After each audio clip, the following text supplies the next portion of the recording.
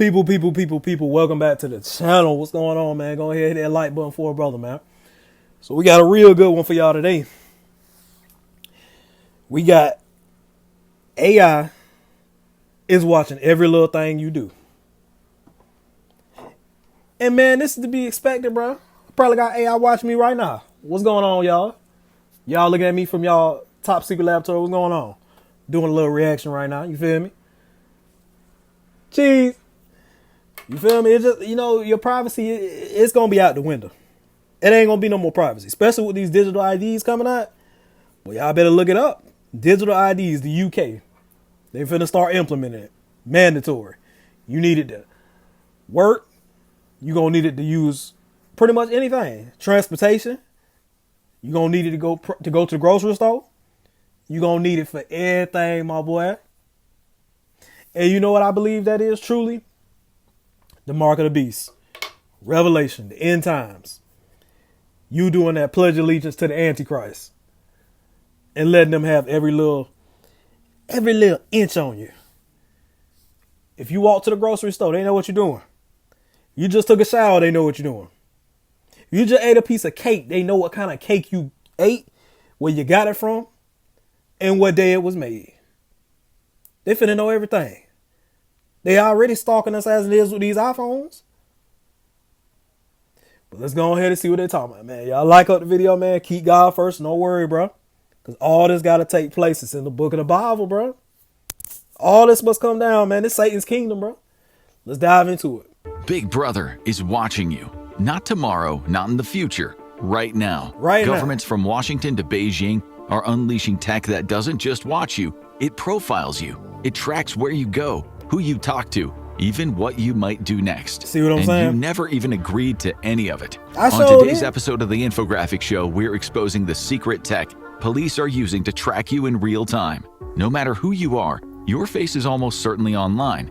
Maybe you have public social media accounts, or maybe you've appeared in a photo at a wedding, a soccer game, or just passing by in the background on a busy city street. Either way, your image is out there, ready to be collected for a database that you never consented to.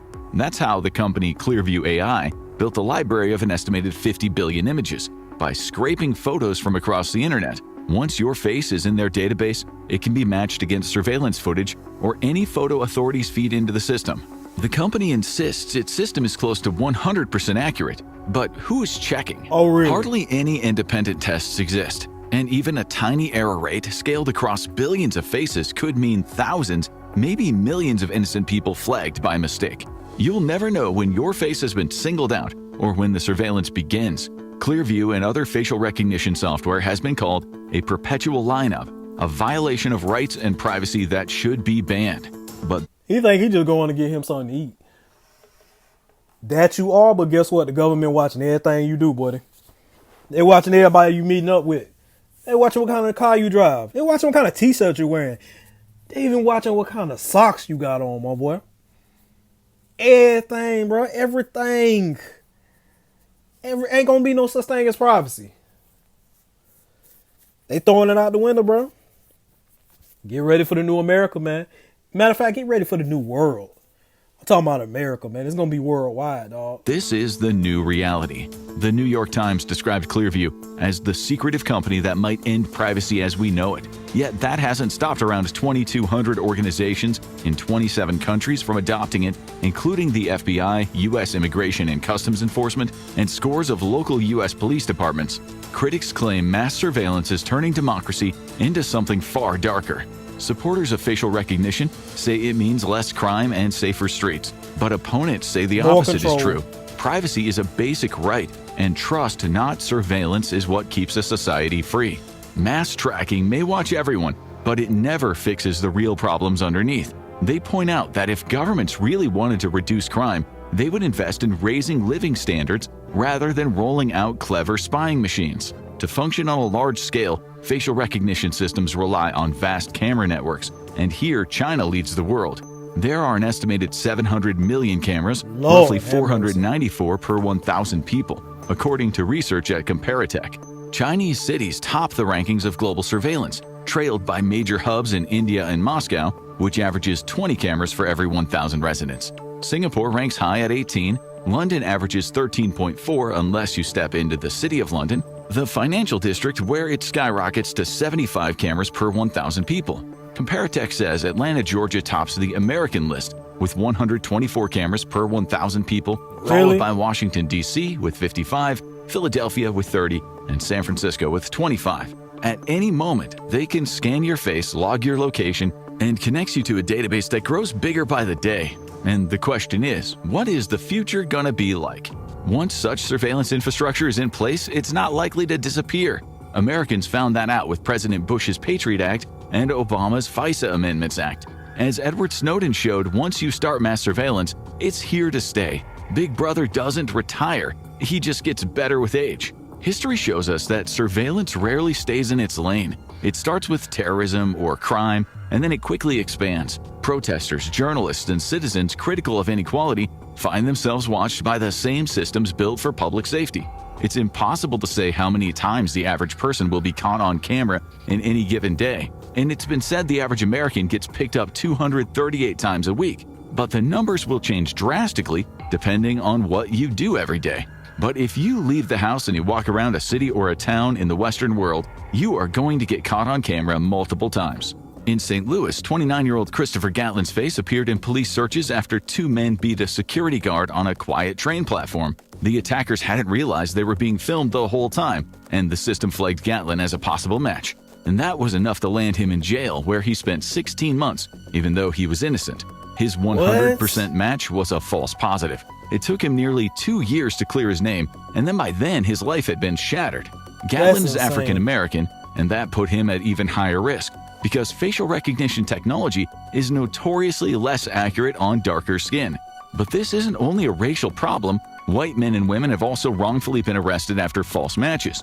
The deeper issue is what's been called automation bias. Police might treat a computer's output as infallible, even when there is little to no corroborating evidence. In Gatlin's case, nothing was tying him to the crime, except the faulty algorithm and an unsure witness at a lineup.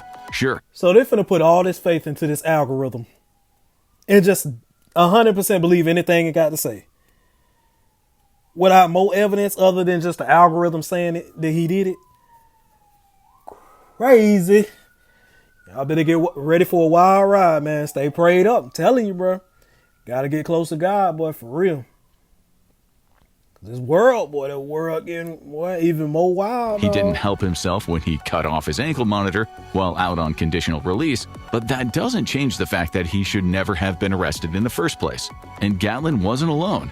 In 2022, Texas police accused another African-American man, Harvey Eugene Murphy Jr., of an armed robbery at a Macy's-owned sunglass hut. The problem? He was in California at the time. Despite his bulletproof alibi, he was arrested and jailed for 10 days, during which time he says he was assaulted. Eventually, prosecutors confirmed his innocence and dropped the charges. But those 10 days, the trauma, the humiliation, and the violence all happened because the computer made a mistake. And it doesn't stop with individuals. Facial recognition is now being rolled out in crowd settings. At U.S. Major League Baseball games, fans are scanned as they enter. The justification is public safety, spotting people wanted on outstanding warrants. But it also means tens of thousands of innocent spectators swept into a digital net every time they attend a game. They're effectively already in a possible lineup. In the near future, it may even affect the way we behave, creating what is called a chilling effect, the kind of thing we usually associate with authoritarian society. Might make people stop going out, bro. Once they learn they're getting scanned and getting up. I mean, even though you probably already in the database, my boy, you ain't gotta worry about that. But still, it might make people stop going out as much, bro. And then that's gonna be a decline in revenue. Economy gonna go down. And just, you know what I'm saying? Everybody gonna stay in the crib. They're gonna be like me. I stay in the crib. But anyway, you feel me? To me, the crib, that's my getaway. The house, my residence, this is my safe haven. I'm just a homebody anyway, man. Hop on YouTube, man. I'm in another world. You feel me? I'm good. I'm chilling. That's just me. I like a little adventure, you know what I'm saying, here and there. But overall, bro, I'm a homebody. I ain't gonna lie. I just like to be at the house, dog. And it doesn't just stop at the stadium gates. If you're planning on making a getaway in a car these days, think again. License plate recognition, or LPR cameras, now feed information back to a computer terminal. They can find a stolen car or help capture criminals after a crime has been committed. If police are looking for, say, a white Ford Bronco, they can input the license plate number and, through connected cameras, know exactly where it's traveling. These days, AI is watching the roads all day, all night, with automated license plate readers, or ALPRs. But this too can start to look dystopian if the people driving are your regular kind of criminal. Just recently, the state of Texas began using ALPRs in ways that critics say stretch far beyond crime fighting. In one case, police reportedly ran a nationwide search across 83,000 ALPR cameras to track down a woman suspected of performing her own abortion. These cameras can be hidden in streetlights, traffic signals, or even traffic cones. Officials claimed that it wasn't about catching her, but about protecting her, which may have been true, but the precedent is still chilling. It shows exactly what could happen if women tried to cross state lines to seek medical procedures outlawed in Texas. The public was never asked if it wanted this kind of surveillance. These technologies have been thrust on society without debate. They ain't got to ask you. If the higher-ups and the elites want to make it happen, oh, it's finna happen, baby. Put your seatbelt on. What you mean, ask us? They ain't got to ask us. We the little men. The elites run this country. And who the elites be praising? The devil. You feel what I'm saying? The devil is the king of this earth. He runs this earth. But guess who's the savior of all this craziness? Who created the devil? Who created everything? Jesus. He's the true savior, bro. But this right here, this the devil's kingdom. This little earth, it's where the devil can have his little fun at. But his time ain't gonna be forever, dog. He even know his time ain't gonna be forever. So, you know what I'm saying? He trying to get his last little couple licks in before his time's up. It's like he on a certain contract, and once that contract up, that's it. Jesus gonna come back and get his people. And this little earth thing gonna be over with. And it's gonna be destroyed and restarted. You feel what I'm saying? It ain't the end. It's just the end of this earth right here. Get ready, man. Now, some experts warn of AI repression. Banks are increasingly using AI to flag suspicious transactions. That might sound harmless, but consider how easily an automated alert could misinterpret a side hustle or a cash deposit, potentially linking your account to tax authorities. Meanwhile, an estimated $32 trillion is hidden offshore by the world's wealthiest elites. Ordinary working people, not billionaires with shell companies, are the ones most likely to feel the squeeze of banking AI. The government insists it's all about catching serious criminals, but history suggests the net often ensnares the smaller fish. And it isn't your activities being watched, it's also your thoughts. Post the wrong comment about a future war or question dubious official policy during a health crisis, and you risk being flagged by an algorithm. Even if you're making reasonable arguments, you could end up on a watch list. The effect is predictable. People begin to self-censor, afraid that a joke, a critique, or even a question will bring a knock to the door. It's the kind of thing you would expect in North Korea, not in countries that call themselves free democracies.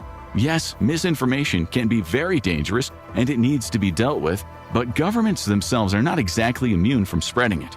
History is full of moments where officials bent the facts, and the journalists who uncovered the truth were branded as liars, or worse, silenced. And that's why freedom of speech... Because they don't want you to know the truth. They want you to know what they want you to know. If the sun was really blue, but they didn't want you to know that, they going to say it's red. You know what I'm saying? And they going to make sure that message is spread, that it's red. We said it's red, so it's red.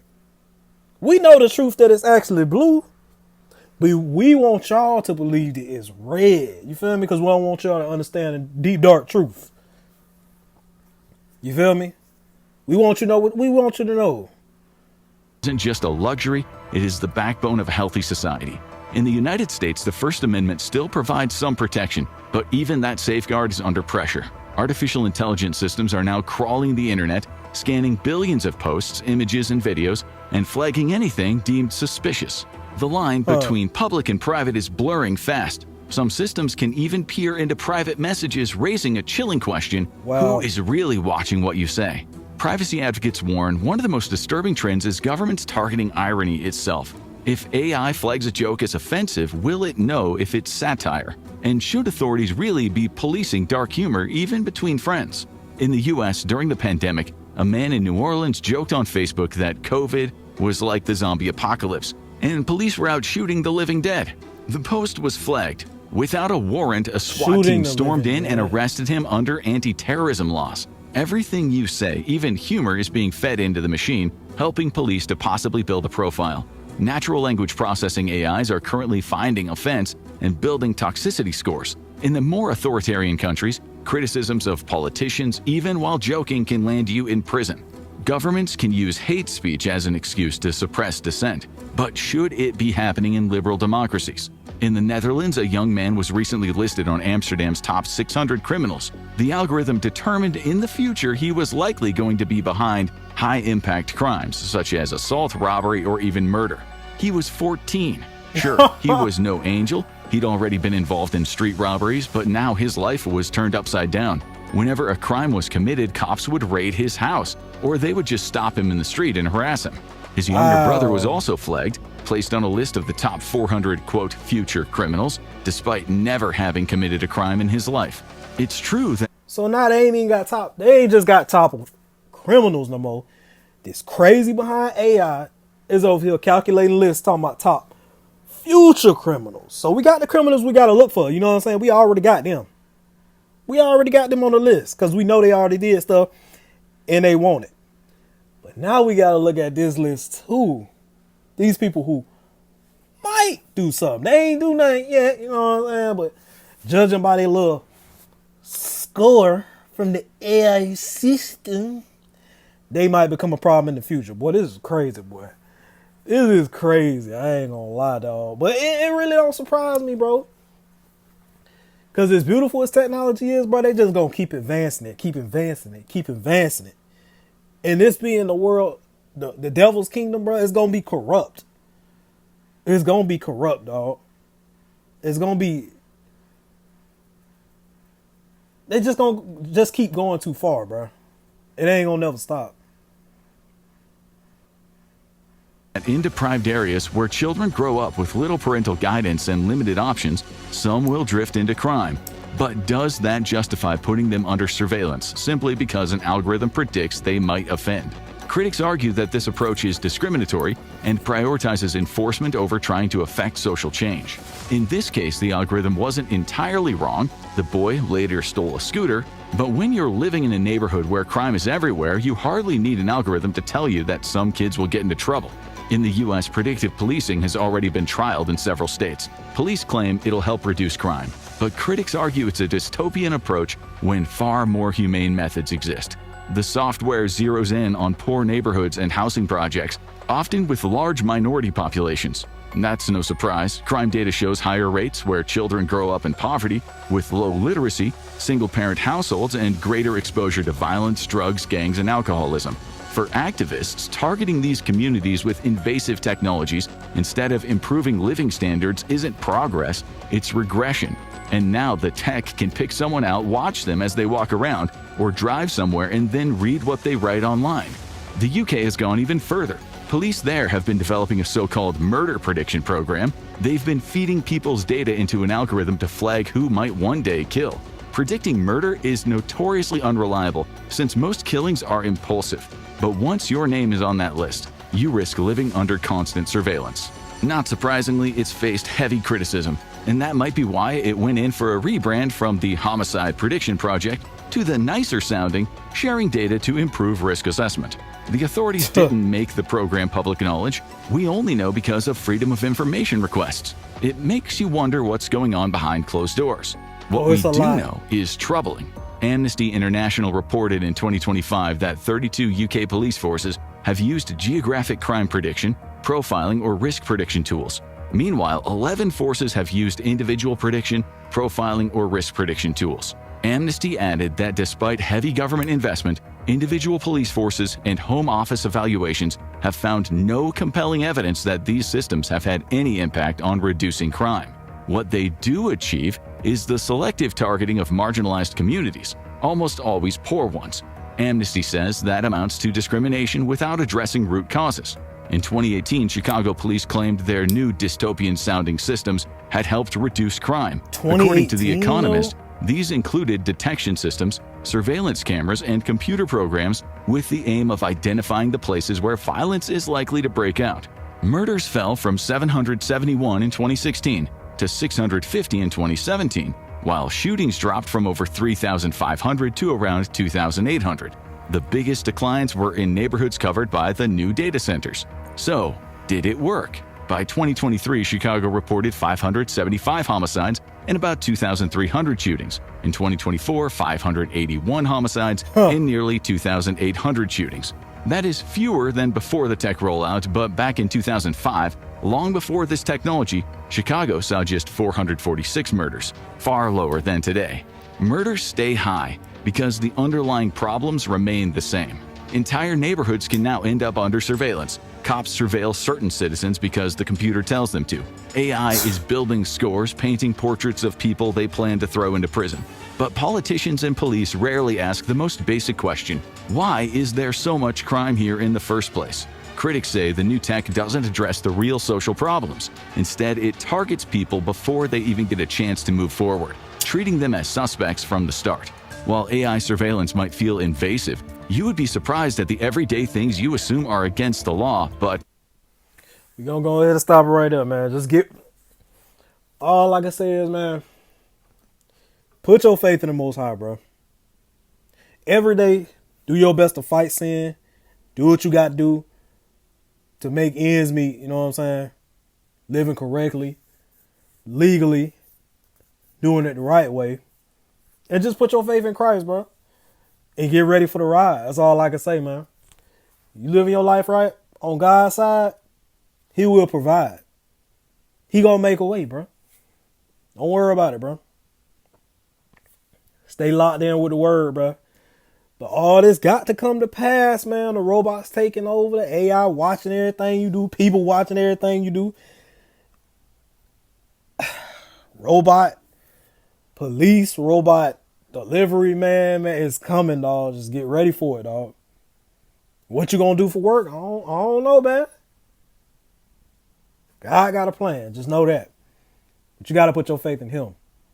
Turn away from your selfish desires and your wicked ways that you love to indulge into. And indulge into that Bible, bro. Don't waste time, man. It's time to shine, bro. Don't waste time. Let's go ahead and make it happen now, bro. Much love to y'all, man. I'm gone, bro. Deuces. Like up the video and hit subscribe, man, for more, man, because I got more on the way. Only way I'm done, man, I'm dead. That's the only way I'm done making videos. Much love to y'all, bro.